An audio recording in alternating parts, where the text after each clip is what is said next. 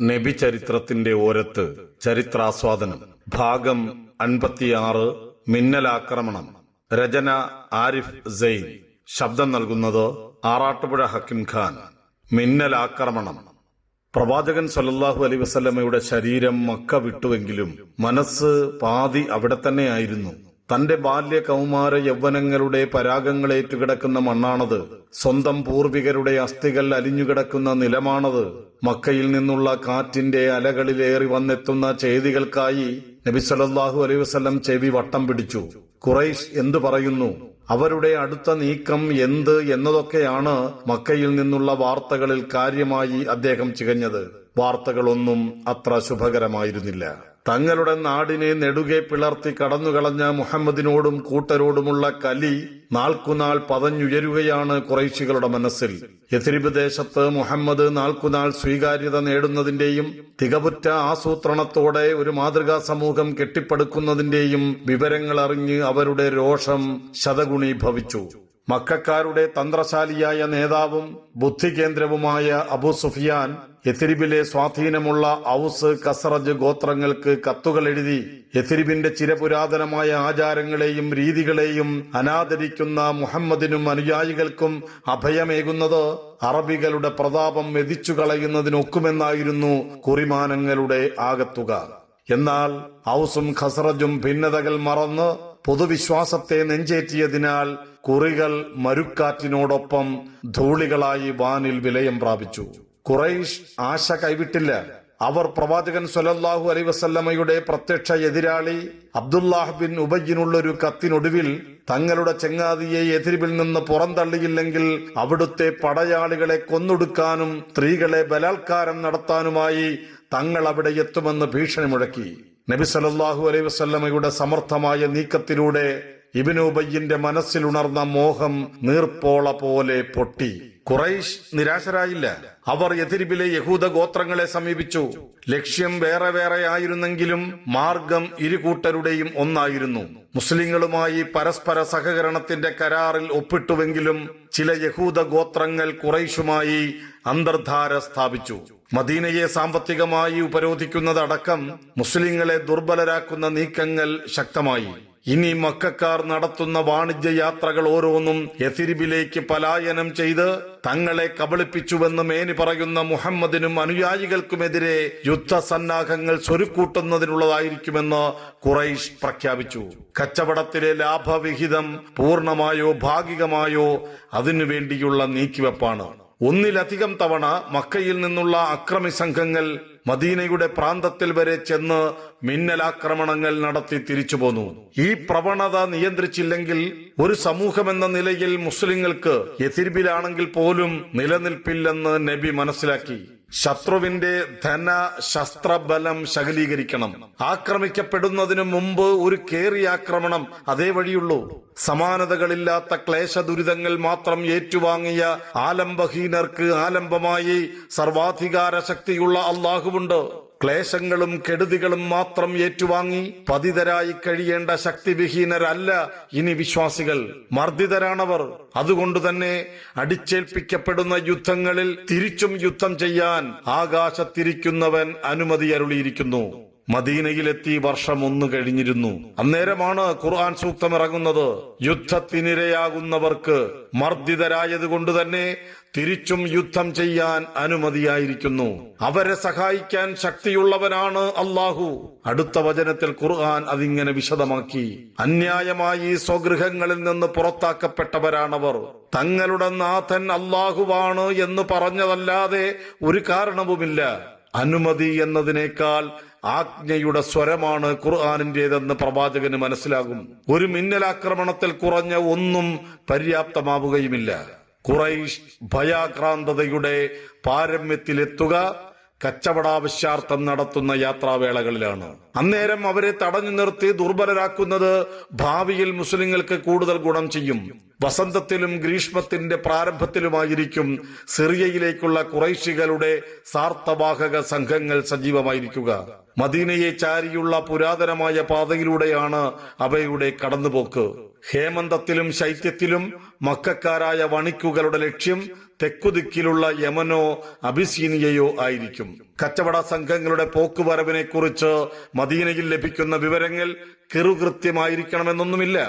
അവസാന നിമിഷത്തെ മാറ്റത്തിരിവുകൾ ഉണ്ടാകാത്ത വ്യാപാര യാത്രകൾ വിരളമായിരിക്കും. മദീനയിൽ നിന്നുള്ള മിന്നലാക്രമണങ്ങളെ ഒളിച്ചുകടക്കാൻ ഇതിനു മുമ്പ് 1-2 തവണ ഖുറൈശി വ്യാപാര സംഘങ്ങൾക്ക് സാധിച്ചിട്ടുണ്ട്. അതിനാൽ ഖുറൈശികളുടെ സഞ്ചാര പഥങ്ങളുടെ അപ്പപ്പോഴുള്ള വിവരങ്ങൾ മദീനയിലെത്തിക്കാൻ ചെങ്കടൽ തീരത്തുടനീളമുള്ള ബദവി ഗോത്രങ്ങളുമായി മുസ്ലിങ്ങൾ നടത്തിയ നീക്കുപോക്കുകൾ വലിയ തോതിൽ സഹായകമായി. പ്രവാചകൻ സല്ലല്ലാഹു അലൈഹി വസല്ലമയ്ക്ക് മദീന വിട്ട് പുറത്തു പോകേണ്ടി വന്ന വേളകളിലെല്ലാം തന്റെ അനുചരരിൽ ആരെയെങ്കിലും മുസ്ലിങ്ങളുടെ ഉത്തരവാദിത്തങ്ങൾ ഏൽപ്പിക്കുകയാണ് പതിവ്. ഇത്തവണ അതിനുള്ള അവസരം ലഭിച്ചിരിക്കുന്നത് മദീനക്കാരനും ഖസ്റജികളുടെ നേതാവുമായ സഅദിനാണ്. ഉബാദയുടെ പുത്രൻ സഅദിന് ഹിജറ കഴിഞ്ഞ് 11 മാസങ്ങൾ കടന്നുപോയിരുന്നു. അതുവരെ ഏതെങ്കിലും ദൗത്യ നിർവഹണ സംഘത്തിൽ പ്രവാചകൻ സല്ലല്ലാഹു അലൈഹി വസല്ലം നേരിട്ട് ഭാഗഭാക്കായിരുന്നില്ല. അന്നൊക്കെ തുണി കൊണ്ടുള്ള ധവളധ്വജം തയ്യാർ ചെയ്ത് നേതാവിന്റെ കയ്യിലേൽപ്പിച്ചു. ആദ്യ വർഷം മുഹാജിറുകളായ സഹചരെ മാത്രമേ നബി സല്ലല്ലാഹു അലൈഹി വസല്ലം ഇത്തരം ദൗത്യ നിർവഹണ സംഘങ്ങളിലെ അംഗങ്ങളാക്കിയിരുന്നുള്ളൂ. എന്നാൽ ക്രിസ്തുവർഷം 623 സെപ്റ്റംബറിൽ ജുമഹ് ഗോത്രത്തലവൻ ഉമയ്യയുടെ നേതൃത്വത്തിലുള്ള മക്കയിലെ ധനികരെ മാത്രം ഉൾക്കൊള്ളുന്ന വ്യാപാര സംഘം 100 സായുധരുടെ അകമ്പടിയോടെ സിറിയയിൽ നിന്ന് തിരിച്ചു പോരുന്ന വിവരം മദീനയിൽ ലഭിച്ചത് ഓർക്കപ്പുറത്തായിരുന്നില്ല. ഇസ്ലാമിന്റെ എക്കാലത്തെയും നെറികെട്ട വിമർശകനാണ് ഉമയ്യ. 2500 ഒട്ടകങ്ങൾ ഉൾക്കൊള്ളുന്ന ഭീമൻ സംഘത്തെ ചെറുത്തു തോൽപ്പിക്കാൻ മുഹാജിറുകൾക്ക് ഒറ്റയ്ക്ക് സാധിക്കുമായിരുന്നില്ല. അതുകൊണ്ടാണ് പ്രവാചകൻ സല്ലല്ലാഹു അലൈഹി വസല്ലം തന്നെ 200 ആളുകളെയുമായി ദൗത്യസംഘം നയിച്ചത്. അവരിൽ പകുതിയിലധികം പേരും അൻസാറുകളാണ്. ഇത്തവണ ലഭിച്ച വിവരങ്ങൾ അപര്യാപ്തമായിരുന്നു. അതുകൊണ്ട് തന്നെ ഖുറൈശി സംഘം സഞ്ചാരപഥം തിരിച്ചുവിട്ടത് അറിയാതെ പോയി. സംഘവുമായുള്ള മുസ്ലിങ്ങളുടെ കൂടിക്കാഴ്ച നടന്നതുമില്ല. 2-3 മാസങ്ങൾക്കു ശേഷം മക്കയിൽ നിന്നുള്ള മറ്റൊരു ധനിക വണിക് സംഘവും മുസ്ലിങ്ങളുടെ നോട്ടത്തിൽ നിന്ന് വഴുതിയൊഴിഞ്ഞു. ശംസികളുടെ നേതാവായ അബൂ സുഫിയാന്റെ നേതൃത്വത്തിലുള്ള സർവായുധ കവചിതമായ സാർത്ഥവാഹക സംഘം സിറിയയിലേക്ക് പോകുന്ന വിവരം മദീനയിലെത്തിയപ്പോൾ ഏറെ വൈകിയിരുന്നു. കച്ചവടത്തിൽ നിന്നുള്ള ലാഭവിഹിതം മുഴുവൻ മുസ്ലിങ്ങളെ വകവരുത്താനാണത്രേ കുബേര സംഘം ഉപയോഗിക്കുക. വിവരം ലഭിച്ചയുടൻ പ്രവാചകൻ സല്ലല്ലാഹു അലൈഹി വസല്ലമയും സംഘവും മദീനയുടെ തെക്ക് പടിഞ്ഞാറ് ചെങ്കടലിലേക്ക് തുറക്കുന്ന യാംബൂ താഴ്വരത്തുള്ള ഉഷറയിലെത്തിയപ്പോഴേക്കും സംഘം കടന്നുപോയി കഴിഞ്ഞിരുന്നു. പക്ഷേ അധികം വൈകാതെ അബൂ സുഫിയാനും കൂട്ടരും മടങ്ങി വരാതിരിക്കില്ല. മുസ്ലിങ്ങൾ കാത്തിരുന്നു. അന്ന് അള്ളാഹു ഇച്ഛിക്കുന്നുവെങ്കിൽ നമുക്ക് അയാളെ തടുക്കാം. മുസ്ലിങ്ങൾ ആത്മവിശ്വാസം പ്രകടിപ്പിച്ചു.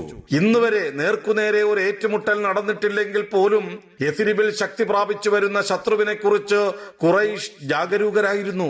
എന്നാൽ യഥ്രിബിലെ ശത്രു വളർന്നാലും ഇല്ലെങ്കിലും ദക്ഷിണദേശവുമായുള്ള തങ്ങളുടെ വ്യാപാര ബന്ധത്തിന് തരുമ്പും പോറലേൽക്കുകയില്ലെന്ന ആശ്വാസത്തിലാണവർ. പക്ഷെ എന്തു ചെയ്യാൻ? ആ ആശ്വാസം നൈമിഷികമായിരുന്നുവെന്ന് ബോധ്യപ്പെടാൻ അധികം സമയമെടുത്തില്ല. യമനിൽ നിന്നുള്ള ഖുറൈശി വണിക്കുകളുടെ സംഘത്തിന്റെ തിരിച്ചുവരവിന്റെ വിവരം പ്രവാചകൻ സല്ലല്ലാഹു അലൈഹി വസല്ലമയ്ക്ക് ലഭിച്ചയുടൻ അദ്ദേഹം തന്റെ പിതൃവ്യപുത്രൻ അബ്ദുല്ലാ ബിൻ ജഹ്ഷിന്റെ നേതൃത്വത്തിലുള്ള മുഹാജിറുകളുടെ സംഘത്തെ ത്വായിഫിനും മക്കയ്ക്കുമിടയിലുള്ള നഖ്ല താഴ്വരയിലേക്ക് അയച്ചു. സംഘം വന്നു ചേരുന്നതുവരെ അബ്ദുള്ളയും കൂട്ടരും അവിടെ കാത്തു നിൽക്കണം.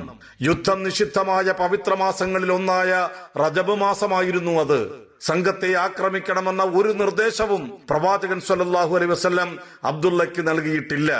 ചെയ്യേണ്ടത് ഇത്രമാത്രം: സംഘത്തിന്റെ നീക്കങ്ങളും ചലനങ്ങളും സംബന്ധിച്ച വിവരങ്ങൾ ശേഖരിച്ച് മദീനയിൽ എത്തിച്ചു കൊടുക്കുക. സംശയമെന്ത്? ദക്ഷിണ ദിക്കിലേക്കുള്ള ഖുറൈശി വണിക് സംഘങ്ങൾ എത്രമാത്രം സുരക്ഷാ സംവിധാനങ്ങൾക്ക് നടുവിലാണെന്ന് മനസ്സിലാക്കി ഭാവി നിലപാടുകൾ ആസൂത്രണം ചെയ്യുക തന്നെയാണ് ലക്ഷ്യം. സംഘം ലക്ഷ്യസ്ഥാനത്തെത്തി. ചുറ്റുവട്ടവും നന്നായി കാണാവുന്ന സ്ഥാനത്ത് നിലയുറപ്പിച്ചു. ഒരു ചെറിയ കൂട്ടം ഖുറൈശി വണിക്കുകൾ അവരെ കടന്നുപോയി അടുത്തു തന്നെയുള്ള ഒരിടത്ത് തമ്പടിച്ചു. മുസ്ലിങ്ങളുടെ സാന്നിധ്യം അവർ അറിഞ്ഞതേയില്ല. ഉണക്കമുന്തിരിയും തുകൽ നിർമ്മിത വസ്തുക്കളുമായിരുന്നു അവരുടെ ചരക്കുകളിൽ പ്രധാനം. പിന്നെ മദ്യവും. അബ്ദുള്ളയും കൂട്ടരും എന്തു ചെയ്യേണ്ടു എന്നറിയാതെ കുഴങ്ങി.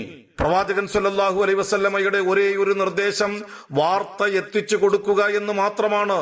അതേസമയം ഒരു ഏറ്റുമുട്ടലിനെ അദ്ദേഹം തടയുകയോ വിശുദ്ധ മാസത്തെക്കുറിച്ച് ഓർമ്മപ്പെടുത്തുകയോ ചെയ്തിട്ടില്ല. ഇസ്ലാം അവതരിക്കുന്നതിന് മുമ്പുള്ള നിയമം ഇപ്പോഴും പാലിക്കപ്പെടേണ്ടതുണ്ടോ? അവർ തങ്ങളിൽ ചോദിച്ചു. ഈയിടെ അവതരിച്ച ഖുർആൻ സൂക്തങ്ങൾ ഓർത്തെടുത്തു. യുദ്ധത്തിനിരയായവർക്ക് അവർ മർദ്ദിതരായതുകൊണ്ട് തന്നെ തിരിച്ചും യുദ്ധം ചെയ്യാൻ അനുമതിയായിരിക്കുന്നു. അന്യായമായി സ്വഗേഹങ്ങളിൽ നിന്ന് പുറത്താക്കപ്പെട്ടവരാണവർ. തങ്ങൾ ഖുറൈശികളുമായി യുദ്ധത്തിലാണ്.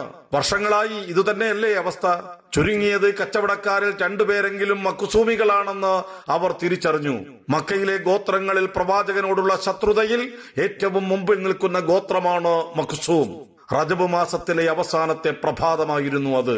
അടുത്ത സൂര്യാസ്തമയം ഷാബാന്റെ പിറവി വിളിച്ചറിയിക്കും. ഷാബാൻ പവിത്രമാസവുമല്ലല്ലോ. പക്ഷേ ദിനാങ്ക പട്ടിക ഖുറൈശി വണിക്കുകളെ വെട്ടിൽ വീഴ്ത്തിയേക്കാമെങ്കിലും ഭൂരേഖ അവരെ സഹായിക്കും. സൂര്യാസ്തമയത്തിനു മുമ്പ് തന്നെ അവർ മക്കയുടെ അതിർത്തിയിൽ പ്രവേശിച്ചിരിക്കും. പവിത്രമാസത്തിലെ യുദ്ധം പോലെ തന്നെ പവിത്ര ഭൂമിയിലെ യുദ്ധവും അറബികൾക്ക് ആലോചിക്കാനാവില്ല. സംഭവങ്ങളുടെ ആക്കത്തൂക്കങ്ങൾ നോക്കി മടിച്ചെങ്കിലും സംഘം ആ തീരുമാനത്തിലെത്തി. ആക്രമിക്കുക തന്നെ. കിന്ദ ഗോത്രജനായ ഒരാളുടെ ജീവനെയാണ് അവരുടെ ഒന്നാമത്തെ അസ്ത്രം കവർന്നെടുത്തത്. അബ്ദുഷംസിന്റെ ശക്തരായ സഖ്യകക്ഷിയാണ് കിന്ദ. അതോടെ മഖ്സൂമിയായിരുന്ന ഉസ്മാനും ഹക്കം എന്ന വിമുക്ത അടിമയും മുസ്ലിങ്ങൾക്ക് കീഴടങ്ങി. ഉസ്മാന്റെ സഹോദരൻ നൗഫൽ അപ്പോഴേക്കും മക്കയിലേക്ക് രക്ഷപ്പെട്ടിരുന്നു. അബ്ദുള്ളയും കൂട്ടുകാരും ബന്ധുക്കളോടൊപ്പം കച്ചവട ചരക്കുകളുമായി മദീനയിലെത്തി. ശത്രുക്കളിൽ നിന്ന് പിടിച്ചെടുത്ത വസ്തുക്കളിൽ 5-1 പ്രവാചകൻ സല്ലല്ലാഹു അലൈഹി വസല്ലമയ്ക്ക് നൽകി. എന്നാൽ അബ്ദുള്ള കൊടുത്ത വിഹിതം സ്വീകരിക്കാൻ പ്രവാചകൻ സല്ലല്ലാഹു അലൈഹി വസല്ലം കൂട്ടാക്കിയില്ല. വിശുദ്ധ മാസത്തിൽ യുദ്ധം ചെയ്യാൻ ഞാൻ താങ്കളോട് ആവശ്യപ്പെട്ടിരുന്നില്ലല്ലോ, അദ്ദേഹം പറഞ്ഞു. സംഘാംഗങ്ങൾ വിഷമവൃത്തത്തിലായി. റജബിന്റെ പവിത്രതയെ ഉല്ലംഘിച്ചതിന്റെ പേരിൽ മദീനയിലെ സുഹൃത്തുക്കൾ അവരെ ശാസിച്ചു. ലോകം മുഴുക്കെ ഇരുളടയുന്നതായും തങ്ങൾ അതിലൂടെ തപ്പിത്തടഞ്ഞു നടക്കുന്നതായും അവർക്ക് തോന്നി. നിൽക്കുന്നിടം പിളർന്ന് ഭൂമി തങ്ങളെ അങ്ങ് വിഴുങ്ങിയിരുന്നെങ്കിൽ ഈ മാനക്കേടിൽ നിന്ന് രക്ഷ നേടാമായിരുന്നു. റജബ് മാസത്തിന്റെ അന്ത്യനാഴികകളിൽ ഒന്നിൽ ഖുറൈശി വർത്തക സംഘത്തെ ആക്രമിക്കാൻ തീരുമാനിച്ച നിമിഷത്തെ അവർ അറിയാതെ പഴിച്ചു. കിട്ടുന്ന ഏതവസരവും നബി സല്ലല്ലാഹു അലൈഹി വസല്ലമയെ അടിക്കാനുള്ള വടിയായി ഉപയോഗപ്പെടുത്താറുള്ള എതിരിവിലെ യഹൂദർ അവസരം പാഴാക്കിയില്ല. ഇത് മുഹമ്മദിനൊരു ദുശകുനം തന്നെ, അവർ പറഞ്ഞു. അറബികൾ ചിരകാലം കാത്തുസൂക്ഷിച്ച പാവനതകളെ മുഹമ്മദ് എത്ര ലഘുത്വത്തോടെയാണ് കീറിയെറിയുന്നതെന്ന് ഖുറൈശ് തലങ്ങും വിലങ്ങും പ്രചരിപ്പിച്ചു. അഖില ദിക്കുകളും ലക്ഷ്യമാക്കി അവരുടെ ദൂതന്മാർ പാഞ്ഞു. എന്നാൽ ആകാശത്തിലിരിക്കുന്നവന്റെ പ്രഖ്യാപനം മറ്റൊന്നായിരുന്നു. വിഷമത്തിലായ മുസ്ലിങ്ങളെ സമാശ്വസിപ്പിച്ചുകൊണ്ട് ഖുർആൻ സൂക്തമിറങ്ങി. പവിത്ര മാസത്തിന് അതിൽ യുദ്ധം ചെയ്യുന്നതിനെ കുറിച്ച് താങ്കളെ അവർ ചോദ്യം ചെയ്യുന്നുവല്ലോ, പറഞ്ഞേക്കൂ, അതിൽ യുദ്ധം ചെയ്യുന്നത് അപരാധം തന്നെ. എന്നാൽ അള്ളാഹുവിന്റെ പാതയിൽ നിന്ന് ജനങ്ങളെ തടയുന്നതും അവനെ നിഷേധിക്കുകയും പവിത്ര ഗേഹത്തിൽ അവരെ പ്രവേശിക്കാൻ അനുവദിക്കാതിരിക്കുകയും ദേശക്കാരെ അവിടെ നിന്ന് പുറത്താക്കുകയും ചെയ്യുന്നത് അള്ളാഹുവിങ്കൽ കൂടുതൽ വലിയ അപരാധമത്രേ. കുഴപ്പമുണ്ടാക്കുന്നതാണ് കൊലപാതകത്തെക്കാൾ വലിയ അപരാധം. പരമ്പരാഗതമായി നിലനിന്ന പവിത്രമാസത്തിന്റെ വിശുദ്ധിയെക്കുറിച്ച് വിശദമായി തന്നെ പ്രവാചകൻ സല്ലല്ലാഹു അലൈഹി വസല്ലം മുസ്ലിങ്ങൾക്ക് വിവരിച്ചു കൊടുത്തു. എന്നാൽ ഈ പ്രത്യേക സാഹചര്യത്തിൽ അബ്ദുള്ളയും കൂട്ടരും ചെയ്തത് തെറ്റല്ലെന്നും അദ്ദേഹം പറഞ്ഞു. അവർ നീട്ടിയ 5-1 നബി സല്ലല്ലാഹു അലൈഹി വസല്ലം സ്വീകരിച്ചു. കുറ്റബോധത്തിന്റെ ഭാരവും വേദനയും നീങ്ങിയൊഴിഞ്ഞു. മഖ്സൂമികൾ പ്രവാചകൻ സല്ലല്ലാഹു അലൈഹി വസല്ലമയ്ക്ക് മോചനദ്രവ്യം നൽകി ബന്ദികളെ തിരിച്ചു കൊണ്ടുപോയി. എന്നാൽ വിമുക്ത അടിമയായിരുന്ന ഹക്കം ഇസ്ലാമിന്റെ പാതയാണ് തെരഞ്ഞെടുത്തത്. അയാൾ മദീനയിൽ നിന്ന് തിരിച്ചു പോകുന്നില്ലത്രേ. ഉസ്മാൻ ഒറ്റയ്ക്ക് മക്കയിലേക്ക് തിരിച്ചു. പ്രിയമുള്ളവരെ, നിങ്ങൾ ഇതുവരെ കേട്ടത് നബി ചരിത്രത്തിന്റെ ഓരത്ത് ചരിത്രാസ്വാദനം ഭാഗം 56 മിന്നലാക്രമണം. രചന ആരിഫ് സൈൻ. ശബ്ദം നൽകിയത് ആറാട്ടുപുഴ ഹക്കിം ഖാൻ. ഇൻഷാ അല്ലാഹ് തുടരും.